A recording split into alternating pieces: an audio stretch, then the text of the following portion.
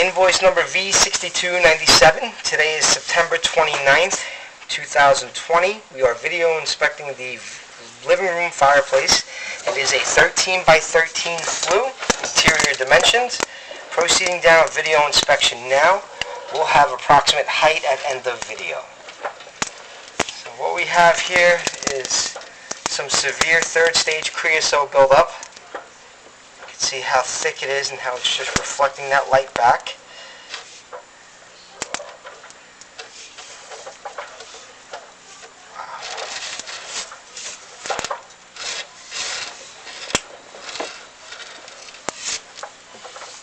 That's pretty thick.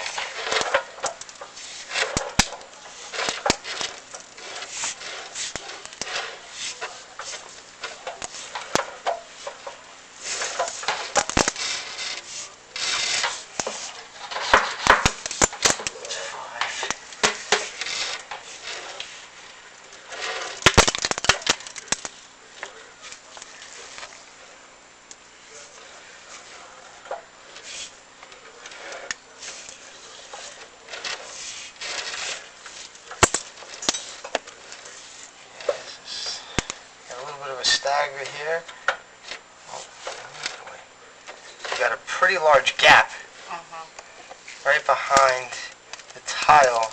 Now the issue with that is there is all creosote that has migrated behind that flue tile. You can see how deep that void really goes. Yeah. So you fill that up or something? I'm going to poke James's brain and see what we can do there. What we can use to fill that with the appropriate product.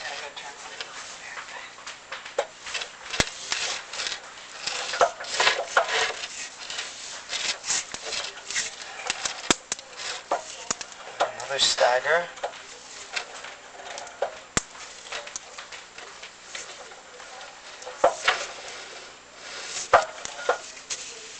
Certainly no one's ever looked up this chimney this far before.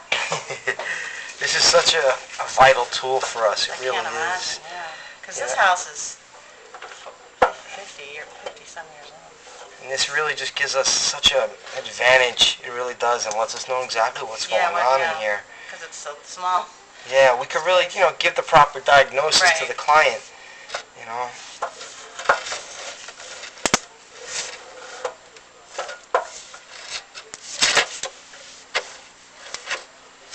It's just so thick.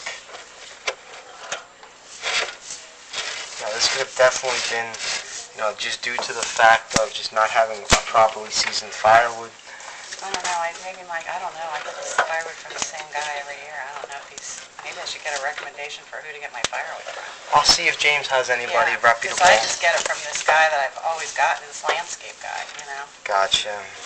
Yeah, sometimes with the landscapers, they don't really season it. They'll just give you whatever they cut down at, their clients. It always burns, so I've always figured it's been seasoned, but I don't really know, No, absolutely. what I'm talking about. Understandable. It really is. And I don't know whether we've been in this house 20 years, but obviously people were living in it for 30 years before that. Yeah, you don't know. This could have been something you inherited. I don't know.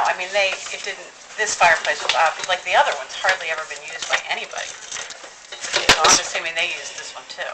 Absolutely. Alright, so we do start to change, it appears we change directions here.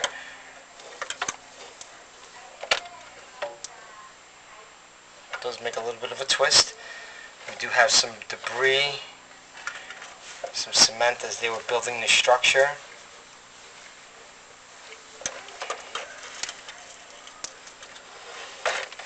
We are now entering the smoke chamber area, which again has some issues in itself. There are some gaps and holes.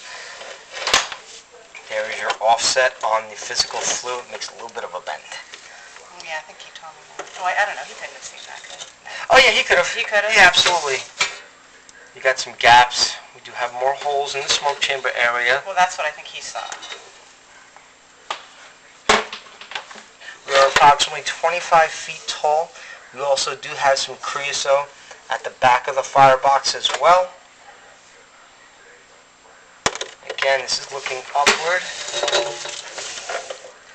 offset, just past the offset becomes a straight shot. This flue must have a poultice creosote remover application, PCR. I would definitely recommend a heat shield on this as well, along with a chamber foam application to resolve the issues within the smoke chamber. That concludes the video inspection for today. Defects are observed. Further information and recommendations along with pricing to follow. Not safe to use in its current state.